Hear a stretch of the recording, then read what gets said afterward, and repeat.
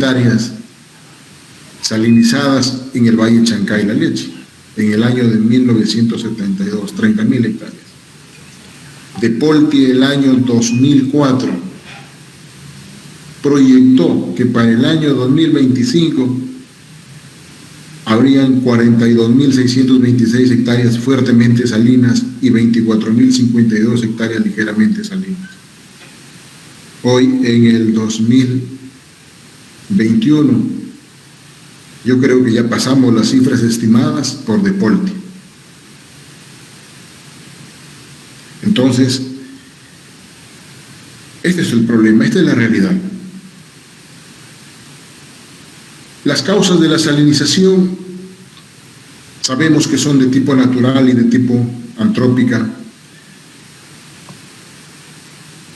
El sistema de drenaje que se tiene, el mal uso de la distribución, de la zonificación de los cultivos, los altos volúmenes de agua utilizados en cultivos de alta demanda, hacen que el nivel freático ascienda, y el nivel freático no ascienda solo, sino también con sus sales. Principalmente en la costa peruana es de tipo antrópico. Las aguas subterráneas es un problema también. Las aguas subterráneas, el uso de las aguas subterráneas de mala calidad hacen que estos suelos se vayan solidificando, se vayan salinizando lentamente. Y como les decía, es una causa del abandono, del desmejoramiento de la calidad de los suelos. Y cada vez estas cifras van a ir aumentando. Entonces el problema no es solamente de la costa norte, el problema es de todo el Perú, de toda la franja costera.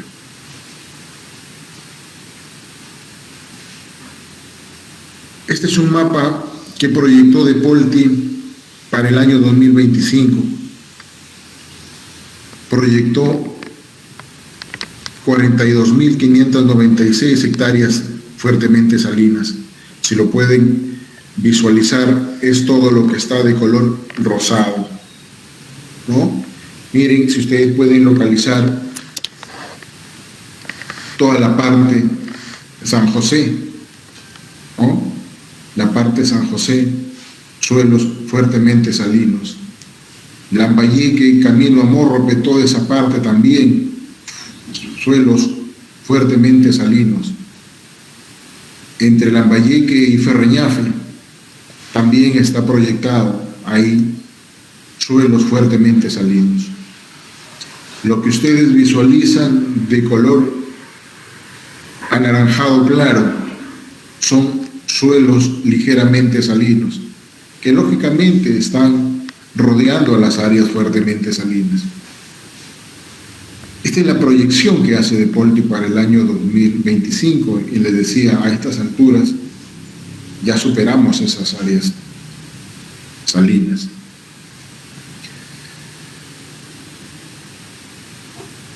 La salinidad de los suelos no solamente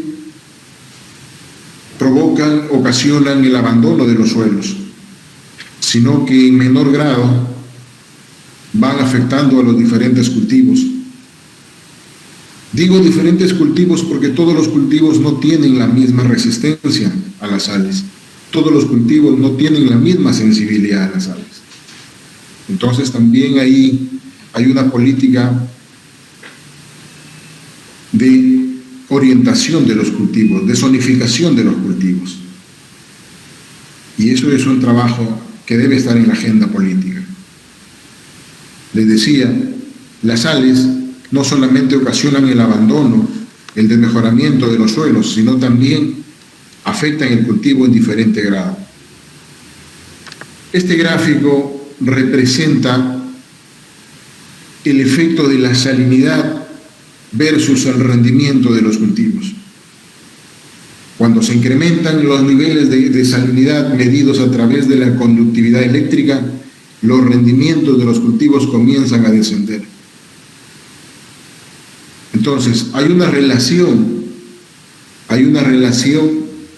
salinidad del suelo, producción de los cultivos. Mientras más salinos sean los suelos, menor es el rendimiento. Cada cultivo debería tener una curva o un gráfico como el que le estoy mostrando. Es por eso que en aquellos suelos que ya tienen problemas de salinización, tendría que hacerse una selección de un cultivo que tolere cierto nivel de salinización. Y esa es parte, ¿no es cierto?, del manejo. Es parte de quienes deben tomar la decisión de zonificar cultivos. Entonces no podemos poner o no podemos hacer agricultura sembrando un cultivo sensible en un suelo salino. No podemos. Estaríamos yendo en contra, ¿no es cierto?, de la economía del productor. ¿Cómo nosotros identificamos si los suelos son salinos, si los suelos son salinos-sódicos o si los suelos son sódicos? Esta clasificación es bastante, podríamos decirlo, ¿no?, bastante antigua, la cual también ha sido actualizada, ¿no?, porque los cultivos de agroexportación son cultivos exigentes, son cultivos bien exigentes en cuanto a sales, son bien sensibles. Hablamos de palto, hablamos de arándano, hablamos de fresa, hablamos de uva, ¿no? Son cultivos sensibles. Entonces, si nosotros utilizamos esta clasificación de la salinidad solamente, nos vamos a dar cuenta que con una conductividad eléctrica de 4 decisimen metro, que está considerado aquí como un suelo no salino, un suelo con esa conductividad, pues va a ser difícil instalar ahí palto, a pesar de ser no salino, a pesar de clasificar como suelo no salino. Entonces, esta clasificación también tiene que actualizarse, ¿no? En cuanto a lo que se refiere a conductividad eléctrica, ya hay una nueva clasificación, porque así lo ameritan los cultivos, porque los cultivos de agroexportación son exigentes, ¿no? Necesitan suelos prácticamente libres de sales, son más exigentes en cuanto a nutrición, ¿no? Entonces, esto de aquí lo estoy poniendo como referencia nada más porque lo vamos a encontrar todavía en la literatura. Un suelo no salino, por ejemplo, tiene un pH de menos de 8.5, una conductividad menor de 4. Pero yo les pregunto, si nosotros hacemos agricultura, instalamos un cultivo de fresa en un suelo que tenga una conductividad de 3 decisimen metro, con esa conductividad no va a prosperar el cultivo, a pesar de ser no salino. Entonces, esta clasificación pues tiene que, ¿no es cierto?, cambiar. Y le voy a presentar una nueva que la tengo en la siguiente diapositiva. Los suelos salinos, ¿no es cierto?, son aquellos suelos que tienen un exceso de sales. Entonces, lo que puede ser salino, por ejemplo, para palto, no lo es para algodón, por ejemplo, ¿no? Lo que puede ser salino para fresa, no lo es para algodón, no lo es para cebada, ¿no? Los cultivos tienen diferentes niveles de resistencia y de sensibilidad, ¿no? El suelo salino, entonces, para esta clasificación tiene una conductividad mayor de 4 decisiemens y un PSI, porcentaje de sodio intercambiable, menor de 15. Los suelos sódicos tienen un pH mayor de 8.5, una conductividad menor de 4 decisiemens metro, un PSI mayor de 15. Y si el suelo es salino-sódico, tiene los dos problemas, tanto salinidad como sodicidad, tiene las siguientes características: un pH mayor de 8.5, una conductividad, aquí es mayor de 4, una conductividad mayor de 4 decisimen metro, y un PSI mayor de 15, porcentaje de sodio intercambiable mayor de 15. Estas son las características que nos permiten definir si un suelo es salino o es sódico, o es no salino, o es salino-sódico, ¿no? Pero como les decía, esto ha cambiado. Por ejemplo, en México, para ser considerado un suelo sódico, basta que tenga un PSI mayor de 7. Con un PSI mayor de 7 ellos lo consideran un suelo sódico, ¿no? Entonces, lógicamente, no hay que agudizar el problema para decir que sea sódico. Ya está con problema de sodio intercambiable, ¿no? Esta es una clasificación reciente de lo que es la clasificación de la salinidad de los suelos, ¿no? Y ahí vemos, por ejemplo, aquellos suelos que tienen una conductividad eléctrica menos de 1 decisimen sobre metro, se le considera como un suelo libre de sales. Entonces, en esa clasificación, pues, ¿no es cierto?, estaríamos, digamos, seguros de poder instalar ahí los cultivos muy sensibles. No hay problema para los cultivos sensibles ahí, ¿no? La siguiente clasificación es de 1 a 2 decisimen metro, suelos bajos en sales. Todavía los cultivos muy sensibles, ¿no es cierto?, pueden sembrarse ahí, pero sus rendimientos ya van siendo afectados.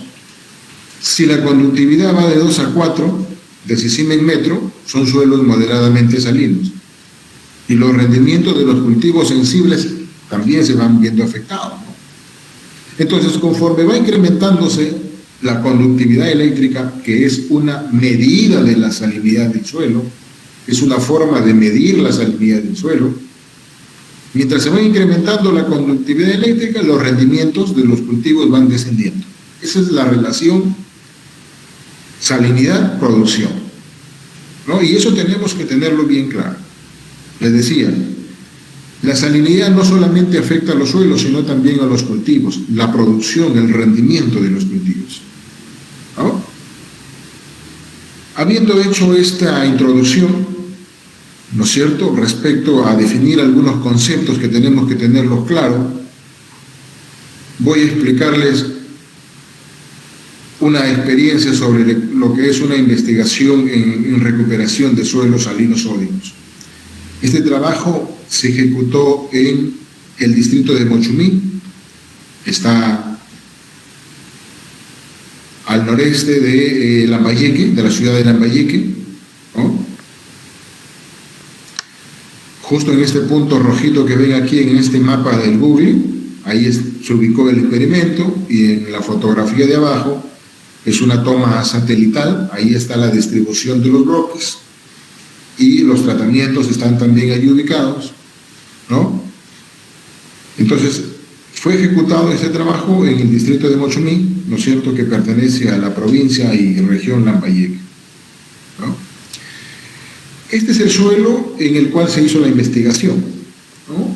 Ahí vemos que el suelo está totalmente destruido, ¿no? La estructura está totalmente destruida, las partículas están dispersas, no hay estructura, y se nota, ¿no es cierto?, la presencia, ¿sí?, de sodio.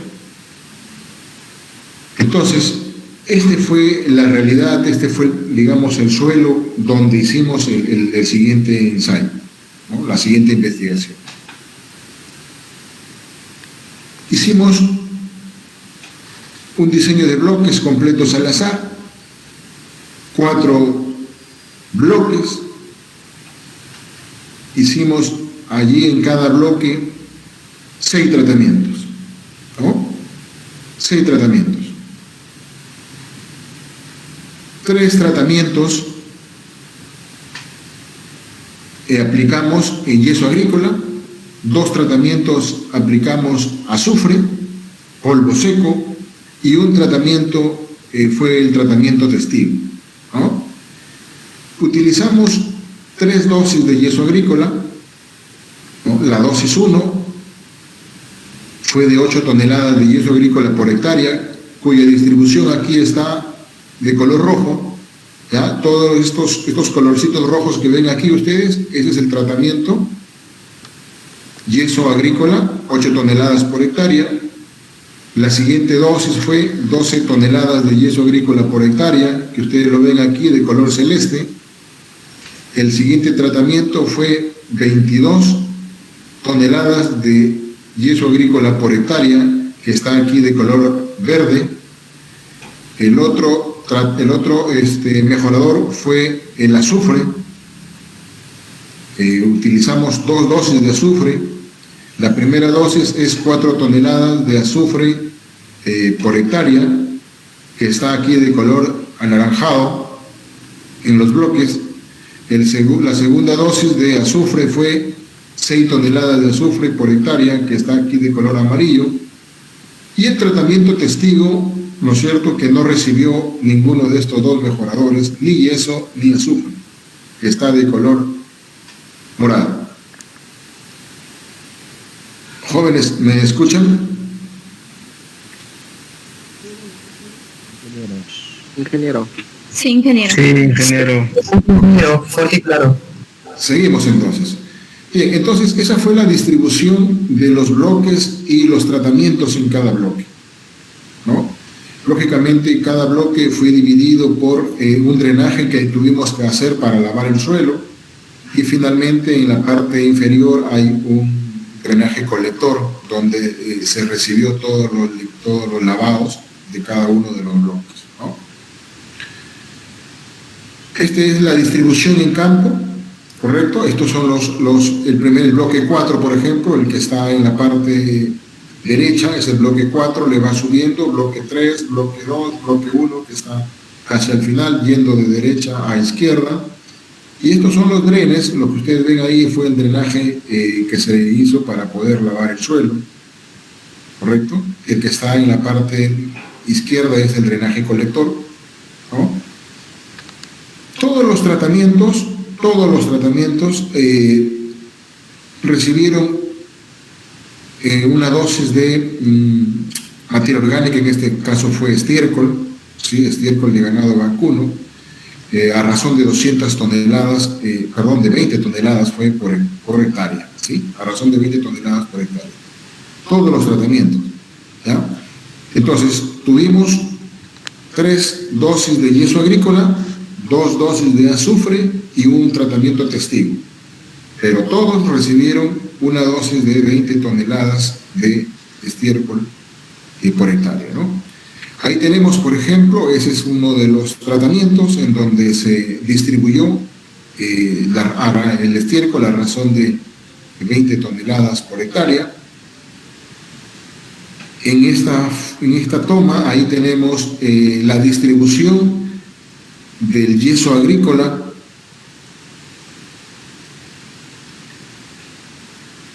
En la siguiente toma, ahí tenemos la incorporación del yeso agrícola juntamente con la materia orgánica. Lo tuvimos que hacer a palana porque a esa área no podíamos meter maquinaria, ¿no? Ningún implemento que pudiera incorporarlo. Cada parcelita, cada tratamiento tuvo un área de 25 metros cuadrados, 5 por 5, cada parcelita, ¿ya? Como ustedes ven aquí, los sacos de color blanco son los que contienen el yeso agrícola. Estos saquitos que están al fondo de color amarillo son los que contienen el azufre para los tratamientos con este mejorador, ¿no? Durante el proceso de lavado, ¿no es cierto?, del suelo que habíamos presentado inicialmente, de cómo lo encontramos con una estructura totalmente destruida, las partículas dispersadas, ¿no es cierto?, donde no había vegetación. En ese suelo inicialmente no había vegetación alguna. Entonces, durante el proceso de lavado comenzó a aparecer la vegetación herbácea, ¿no? Habían gramíneas, incluso había ahí germinación de algunas leguminosas. Entonces, esto ya mostraba, pues, ¿no es cierto?, que había mejora en el proceso, ya había un mejoramiento del suelo, ¿no? Pero teníamos que nosotros que cuantificarlo, teníamos que medir cuánto había bajado el nivel de sales, cuánto había bajado el PSI, el porcentaje de sodio, ¿no? Entonces, se hicieron en el trayecto de la investigación, se hicieron 5 muestreos de suelo. Cada muestreo fue cada 2 meses, ¿no? Entonces, tuvimos 5 5 muestreos.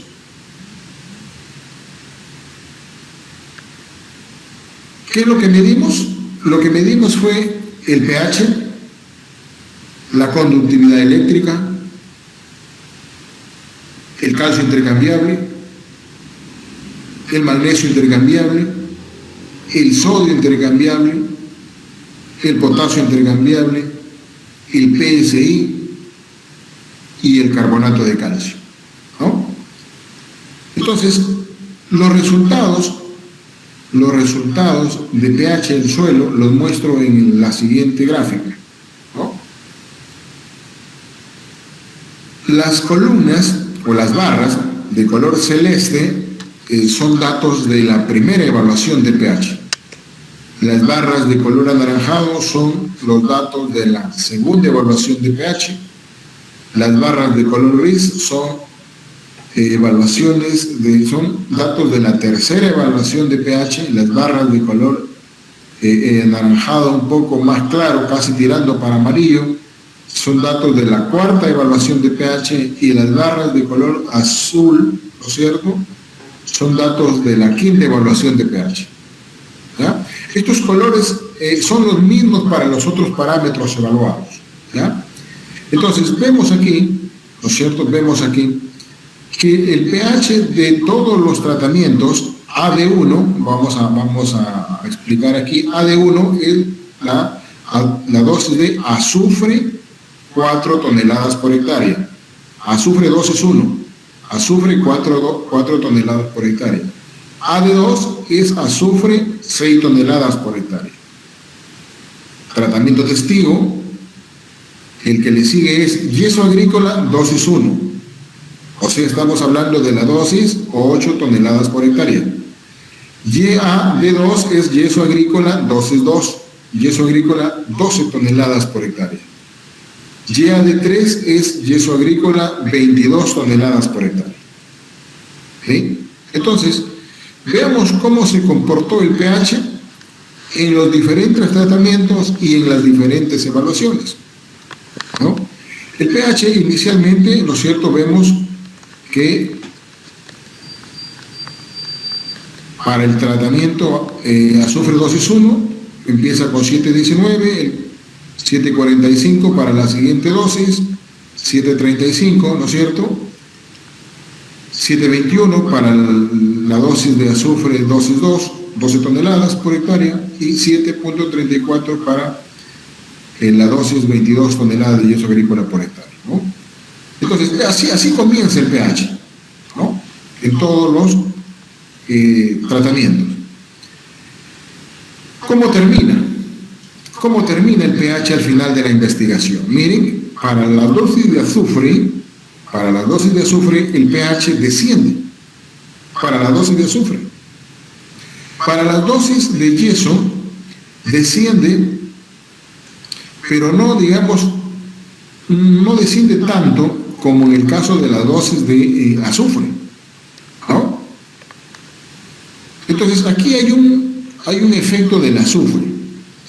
El azufre tiende, porque el azufre, polvo seco, es un azufre elemental, tiende a oxidarse, ¿correcto?, a formar ácido sulfúrico en el suelo, ¿sí? Entonces, tiene un efecto acidificante del suelo, acidifica el suelo, ¿no? Y no solamente acidifica el suelo, sino que esa acidificación del suelo hace que el carbonato de calcio, por eso que medimos el carbonato de calcio también se disuelve, ¿no?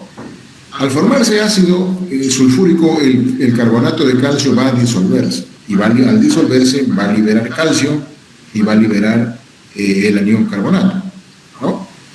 Entonces, lo que no ocurrió, pues, ¿no es cierto?, no ocurrió en los tratamientos con yeso agrícola, ¿no? Sobre todo, miren, quien bajó más de pH fue la dosis 6 toneladas por hectárea, ¿no? Bajó de 7,45 a 7,01. ¿No? Entonces, eso no ocurrió con los demás tratamientos, ¿no? Y ya les dije, debido a que el azufre tiene un efecto acidificante, forma ácido sulfúrico, y ese ácido sulfúrico disuelve al carbonato de calcio, liberando al catión calcio y al anión sulfato, ¿no? Y fíjense que ese calcio liberado es el que desplaza al sodio, que más adelante lo vamos a analizar, desplaza al sodio intercambiable, ¿no?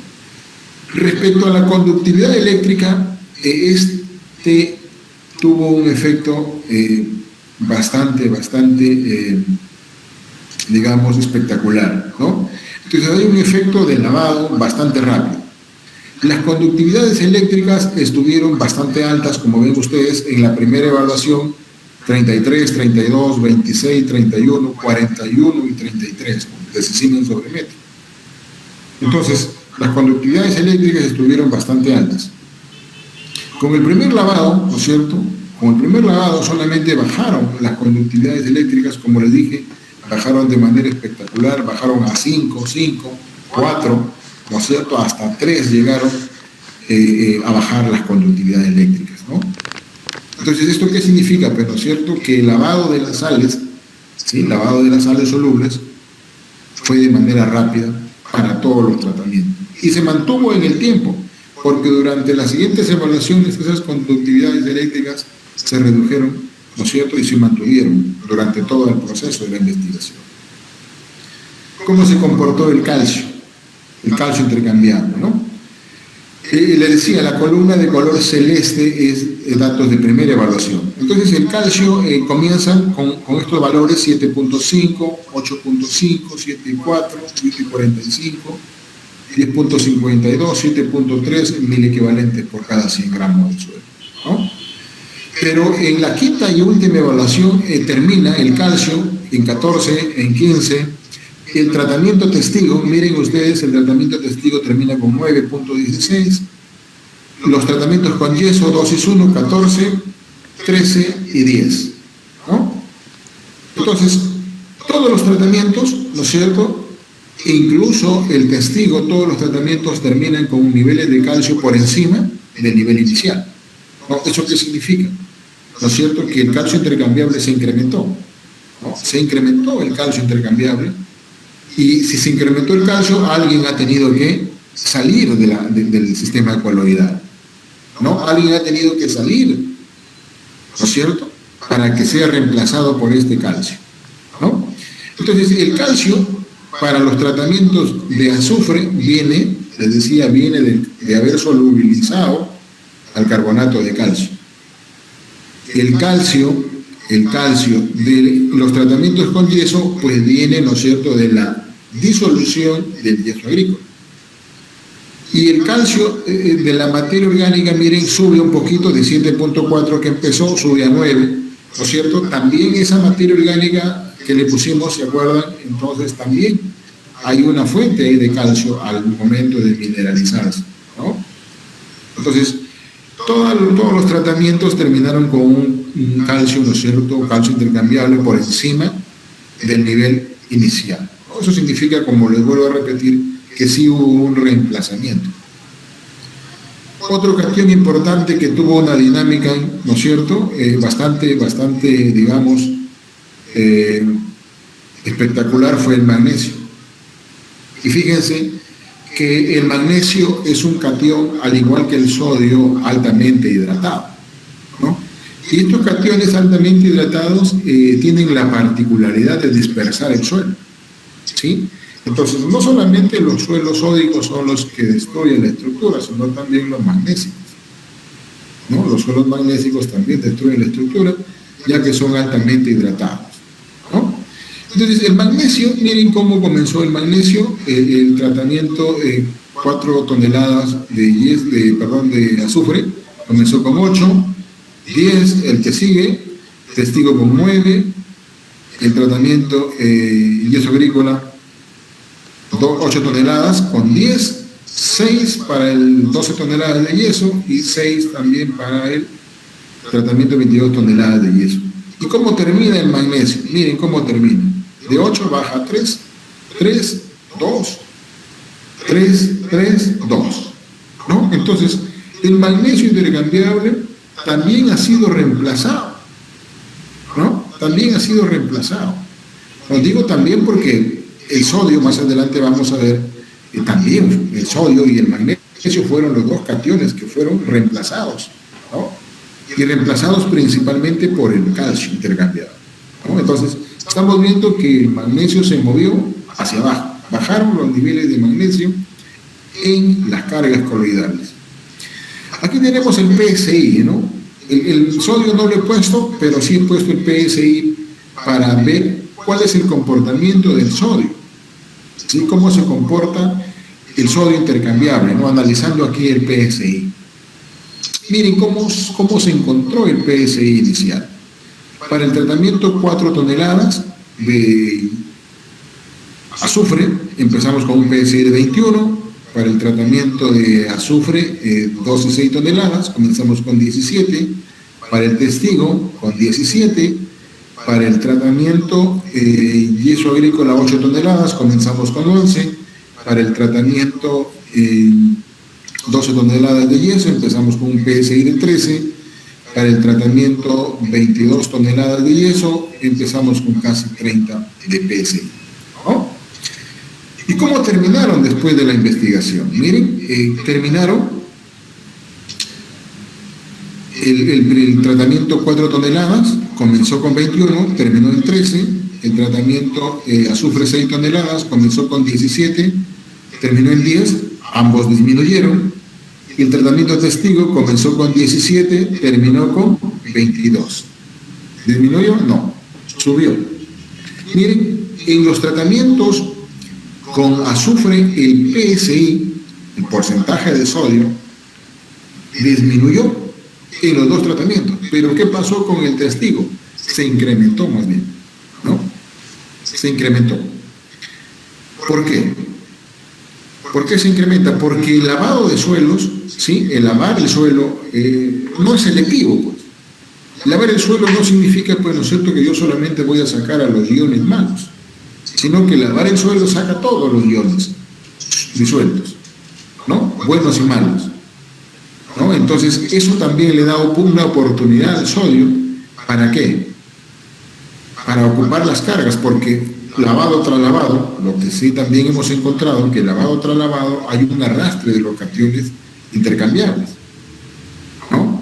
Y este trabajo se mantuvo húmedo por la reacción que quisimos que hubiera, por la reacción de oxidación del azufre y la activación de los microorganismos que nosotros necesitábamos tener ahí. Por eso el lavado fue permanente, ¿no? El lavado fue permanente. Nosotros aquí hicimos 12 lavados, ¿no? Entonces se mantuvo todo el tiempo húmedo el suelo. Miren, los tratamientos con yeso agrícola, tanto el tratamiento 8 toneladas de yeso como el tratamiento 12 toneladas de yeso, no hubo mayor cambio con el PSI, ¿no? No hubo mayor cambio en el PSI. El tratamiento 22 toneladas, sí, disminuyó de 25 a 19 de PSI, ¿no? Entonces, les decía hace un momento, el sodio no solamente es el catión que destruye la estructura, sino también el magnesio, ¿no?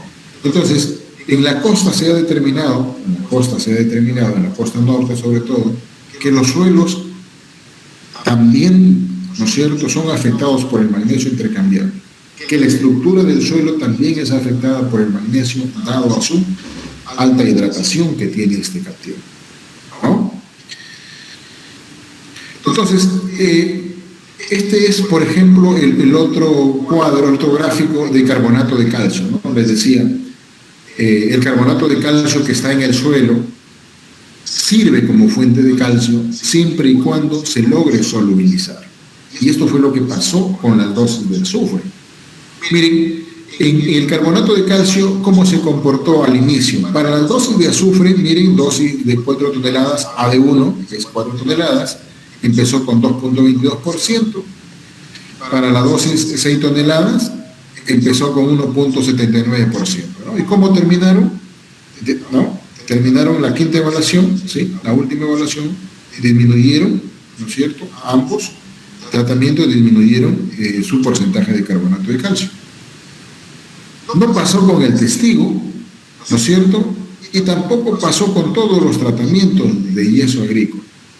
Miren, con el testigo subió De 1.82 a 2.16 subió más bien el carbonato de calcio. Con el tratamiento testigo, ¿no es cierto?, se mantuvo 1.97, terminó con 1.96. El tratamiento yeso agrícola 12 toneladas, comenzó con 1.96% y terminó con 1.56%. El tratamiento 22 toneladas de yeso agrícola comenzó con 2.02% y terminó con 2.54%. ¿No? Entonces, ¿a qué se debe este incremento, no? Fíjense que el carbonato de calcio en el suelo puede estar por dos razones, ¿no? Una, porque el suelo se formó a partir de un material calcítico, a partir de una roca calcita, o porque este carbonato de calcio se formó, se precipitó en el suelo, producto de la unión del calcio con el anión carbonato. Y eso es lo que pasó, ¿no? Entonces, ¿por qué se incrementa ese carbonato de calcio? ¿No es cierto? El calcio de la fuente de yeso se juntó con el carbonato que pudo haber estado en el suelo o pudo venir también del agua con que se lavó el suelo. Yo estoy seguro que se juntó con el carbonato del suelo, porque en el caso del agua es un suelo, es un agua de buena calidad que no aportaba en este caso carbonatos. Entonces la fuente de carbonatos estuvo en el suelo, que se juntó con el calcio, precipitaron formando carbonato y eso hizo que se incrementara, ¿no? Entonces, por eso en un plan de recuperación hay que ver cómo está el carbonato, porque ese carbonato de calcio lo podemos utilizar como fuente de calcio más bien, pero para eso tenemos que acidificar el suelo, tenemos que formar ácidos en el suelo para disolver ese carbonato de calcio que hay en el suelo. Ahora, el hecho de que podamos utilizar el yeso agrícola, estamos demostrando de que no del todo es favorable, ¿no es cierto?, dado a que más bien hay formación de carbonato de calcio y eso hace que algunos elementos se pongan no disponibles para los cultivos, ¿no?, porque van a precipitar, ¿correcto? Este carbonato de calcio va a hacer, digamos, que el fósforo se una, que el zinc, que el hierro se pongan no disponibles, ¿no? Entonces, eso también hay que tener bastante cuidado, ¿no es cierto?, cuando se quiera hacer un plan de recuperación. Si tenemos carbonato de calcio, lo utilizamos como mejorador azufre, ¿no? Y si no tenemos carbonato de calcio, ahí sí podemos utilizar el yeso agrícola, ¿no? Ahí podemos utilizar el yeso agrícola. Entonces, los datos están, ¿no es cierto?, favorables para este trabajo, pero queríamos nosotros demostrar que tanto, ¿no es cierto?, en el campo, ¿no es cierto?, se puede demostrar. Miren, esta es una fotografía, por ejemplo, en donde nosotros hemos evaluado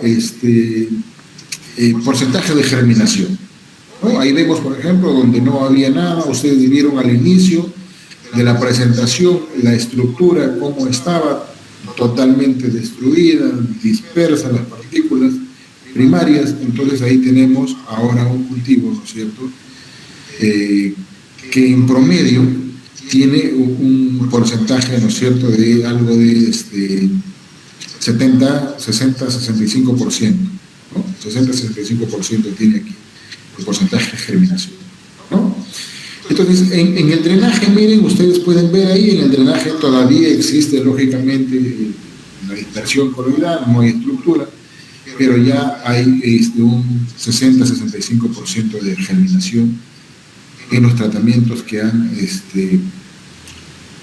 recibido, ¿no es cierto?, estos mejoradores, ¿no? Ahí tenemos el porcentaje de germinación por tratamiento, ¿no es cierto?, porcentaje de germinación por tratamiento, esta es la media. El tratamiento yeso agrícola tuvo un porcentaje de germinación de 65, casi 66%.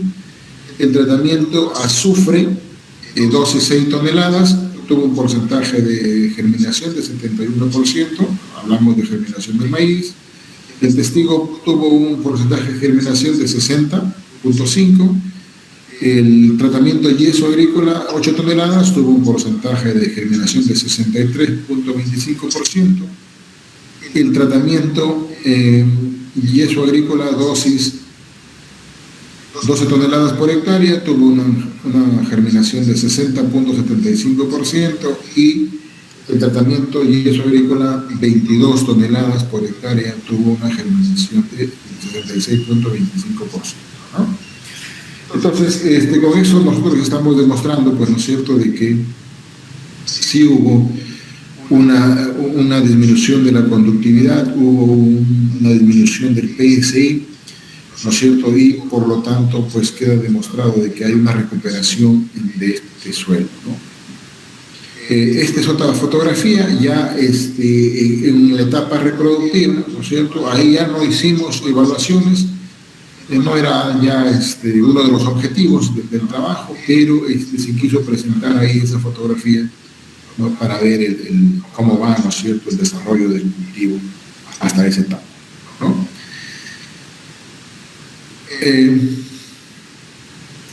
Hasta ahí es nuestro, digamos, trabajo de investigación. Luego voy a presentarles un trabajo ya a nivel, ¿no es cierto?, como se dice, ya a campo abierto, ya un trabajo que estamos haciendo actualmente, ¿sí? Un mejoramiento de un suelo salino-sódico también. Esto es en bodegones, ¿no? Esto es en bodegones, la parte baja de Lambayeque, ya con San José, ¿no? Le voy a presentar aquí un poquito, ¿no es cierto?, de cómo está el suelo. Ese es el cultivo de arroz, ¿no es cierto?, donde se aprecia allí las espigas vanas, ¿no? Les decía, a mayor conductividad eléctrica, mayor salinidad, los rendimientos son afectados, ¿no? Por ejemplo, ahí estamos viendo la baja densidad de plantas y por ahí ya no hay, ni siquiera, no prospera el cultivo de arroz. Tenemos toda esa parte, ¿no es cierto?, totalmente con problemas de salinidad y sodio, ¿no? Entonces, esa es la situación, esa es la realidad de los suelos, cómo están. Eso es en San José, les decía, en bodegones, ¿no? Y después de haber cosechado, ¿no es cierto?, porque se pasó todavía ahí, se quiso cosechar lo poco que había, esta es la fotografía después de la cosecha, ¿no? Entonces, donde ven ustedes aquí estos puntos rojos, esta es la parte donde no había nada, ¿no? Entonces, lo que se ha hecho es cargar el poco rastrojo que quedó del cultivo. Se trató de desparramarlo sobre esa zona donde no había planta alguna, ¿no? El nivel de sales es tanto que no había planta alguna, o muy escasas en todo caso, ¿no? Entonces, lo que se hizo es muestrear en 5 puntos, ¿no?, en 5 puntos diferentes. Se tomaron muestras de suelo y estos fueron los resultados, ¿no? Ahí tenemos los resultados, tenemos punto 1, 2, 3, 4 y 5. ¿Cómo estaban las conductividades eléctricas medidas en suspensión 1 en 1? 8, 6, 9 y 7, ¿no?, las conductividades eléctricas. ¿Cómo está el carbonato de calcio?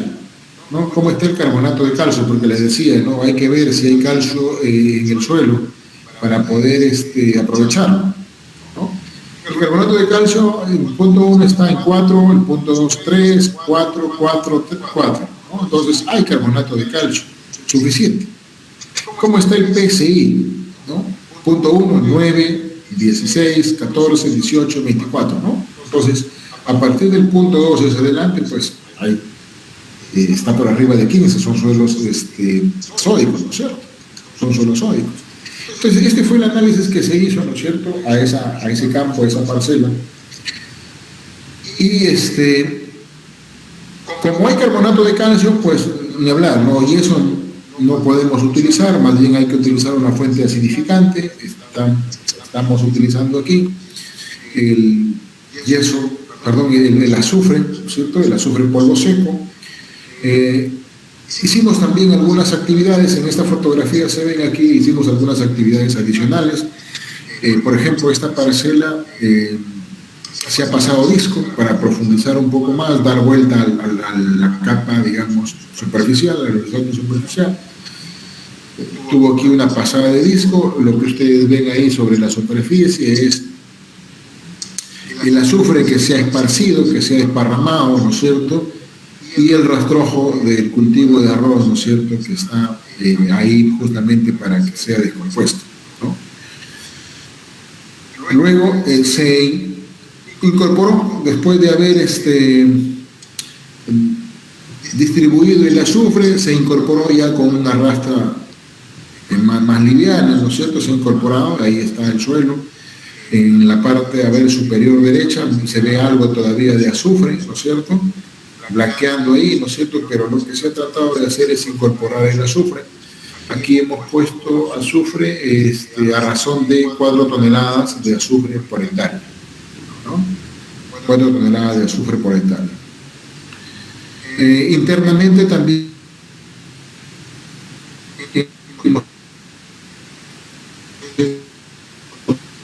en una parte se ha logrado lavar 2 veces el suelo, ¿no? Felizmente que le han dado agua al señor, ¿no? Ahí esta es una fotografía del primer lavado, y lo que ven aquí es un drenaje, ¿no? Es el drenaje que habíamos diseñado con el disco. Entonces aquí el suelo se está lavando, las filtraciones están cayendo al drenaje y se está yendo, ¿no es cierto?, hacia otro dren principal que está un poco más abajo, ¿no? Ahí está la parcela, ¿no es cierto?, está lavándose, está el sistema de drenaje. Hemos hecho dos drenes. Este es uno nada más, el otro está pegado a la mano derecha. No se ve, pero está pegado a la mano derecha el otro dren. Dos drenes dentro de la parcela hicimos, ¿no? Bueno, acá está el señor Miguel Soclup, es el dueño de la parcela. Ahí estamos supervisando el proceso de recuperación, ¿no? Ahí está justamente dando el segundo lavado, ¿no?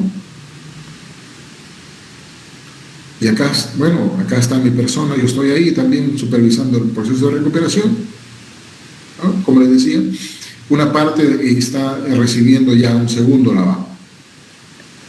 Y por supuesto que el dren dentro de la parcela sigue todavía, ¿no es cierto?, el proceso de lavado, se sigue lavando el suelo, ¿no? Y ahí tenemos una última fotografía, ahí está, se sigue lavando el suelo. Entonces, a mediados de esta semana ya el suelo debe estar a punto, si no es a mediados, a fin de esta semana.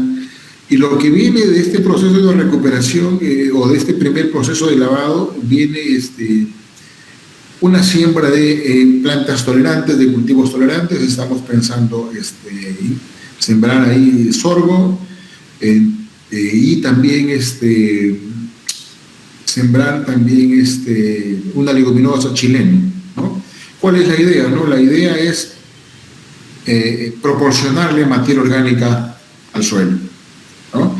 Porque acuérdense que durante el proceso de lavado les dije que no solamente se van los iones malos, sino se van todos los iones. Entonces aquí hay un empobrecimiento de los suelos y eso hay que recuperarlo, ¿no es cierto? Entonces, lo que viene de acá es la siembra de estos dos cultivos. Vamos a integrarlos, vamos a hacer una asociación ahí entre el sorgo, que es una especie resistente a la salinidad, y el chileno, ¿no es cierto?, que por su cantidad de hojas que tiene también hemos pensado que va a ser ahí muy importante por su masa aérea, ¿no?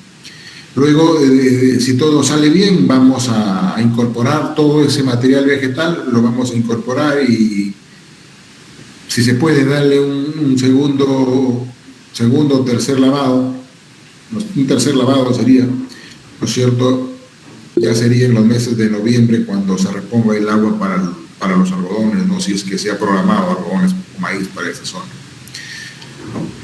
Entonces, en eso estamos ahorita, en ese proceso de recuperación. Bueno, eso es todo lo que hoy quería presentarles, lo que estamos haciendo, lo que se ha hecho, lo que estamos haciendo en cuanto a recuperación de suelos salinos sódicos. Muchas gracias. No sé si habrá preguntas, comentarios, aportes. Podemos, creo que tomarnos un tiempo todavía. No sé si la mesa organizadora lo decide, ¿no?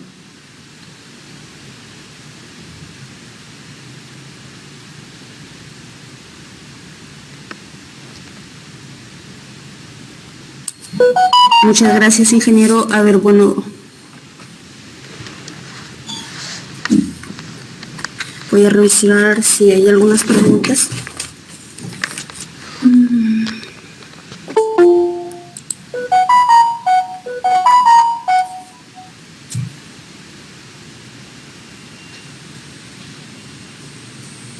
Bueno, acá tenemos una pregunta del compañero Miguel Ángel Vázquez Banda.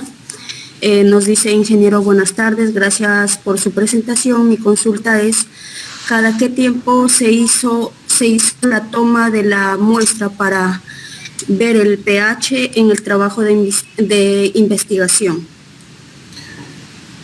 Sí, nosotros hicimos ahí una evaluación cada 2 meses, ¿no? Entonces, cada 2 meses muestreamos el suelo y hicimos los análisis, como les había comentado, de pH, conductividad eléctrica, de calcio intercambiable, magnesio, potasio, sobre todos los parámetros se evaluaron cada 2 meses. Entonces, este trabajo pues ha demorado como 1 año y medio en campo aproximadamente, 1 año 8 meses más o menos ha demorado en campo. Imagínate, 5 evaluaciones son, ahí nomás son 10 meses, ¿no? Más el cultivo que llegó hasta la fase de reproducción. Nos tomamos ahí casi 1 año, 8 meses. Pero la evaluación fue cada 2 meses. La idea es ir midiendo cómo se comportaban estos iones, cómo se comportaba el pH, la conductividad, ¿no es cierto?, durante el proceso de mejora. Gracias, ingeniero. Bueno, y otra, nos dice el compañero Víctor Martín Malpartida Ceballos: en razón de los resultados, ¿podríamos concluir que es más eficiente la acción del azufre sobre el yeso agrícola? Mira, el azufre, para esas condiciones, el azufre nos ha dado mejores resultados, ¿no? ¿Por qué? Porque el suelo tiene carbonato de calcio. El suelo tiene carbonato de calcio. Entonces, ese carbonato de calcio se disuelve, se disocia. Al acidificarse el suelo, se disocia el carbonato de calcio, liberando calcio, el catión calcio y el anión carbonato, ¿no? Entonces, ese calcio liberado es el que reemplaza al sodio intercambiable, ¿no? Entonces, sale el sodio por acción de masas, sale el sodio por diferencia de cargas. Sabemos que el calcio es divalente, el sodio es monovalente, entonces ahí hay una ventaja, ¿no es cierto?, del calcio sobre el sodio, y por acción de masas también el calcio reemplaza al sodio, ¿no? Entonces, en ese aspecto, el azufre es el que nos ha dado mejores resultados, ¿no? Por otro lado, el yeso agrícola tiene una importante fuente de calcio, es más, es considerada como una sal soluble, pero también tiene un efecto deformador, más bien, de carbonato de calcio. Claro que el carbonato de calcio en el suelo no, que no afecta el cultivo directamente, pero sí indirectamente a través de la fijación, a través de la absorción del fósforo, a través de la absorción del hierro y del zinc, ¿no?, que son los nutrientes, que van a estar deficientes en esas condiciones de pH. Es más, el yeso agrícola no tiene, no tiene ese efecto sobre el pH, en cambio el azufre sí. El azufre sí tiene un efecto sobre el pH del suelo. Entonces, en este caso, el azufre nos resultó mejor que el yeso agrícola, ¿no? Gracias, ingeniero. La compañera Stephanie Lucía Tiquiahuanca Parra nos dice: ingeniero, muchas gracias por su ponencia, es un gusto escucharlo. Bueno, acá también tenemos otra pregunta. Ronald Flores Sánchez, buenas tardes, nos dice: En cuanto a los costos, ¿estos son elevados para llevar a cabo una recuperación de suelos salinos? Sí, los costos son elevados. Hemos estimado más o menos un costo por hectárea de 15,000 soles. Dado, pues, ¿no es cierto?, que no solamente hay que hacer el plan de recuperación, sino también hay que hacer otras actividades, y una de esas actividades justamente es los análisis, ¿no? Los análisis son los que cuestan. Entonces, sumando todo, la fuente de agua, el manejo mismo, ¿no?, porque tienes que tener ahí personal, sumamos y más o menos está en 15,000 soles por hectárea la recuperación.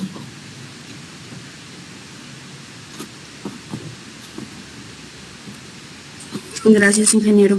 Bueno, ya no hay más preguntas.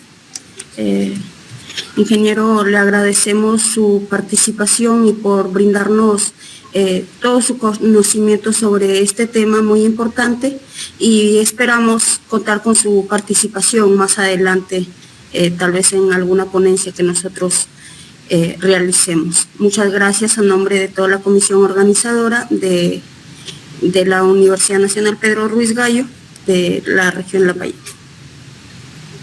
Muchas gracias a todos por escucharme y ya nos veremos en una próxima oportunidad.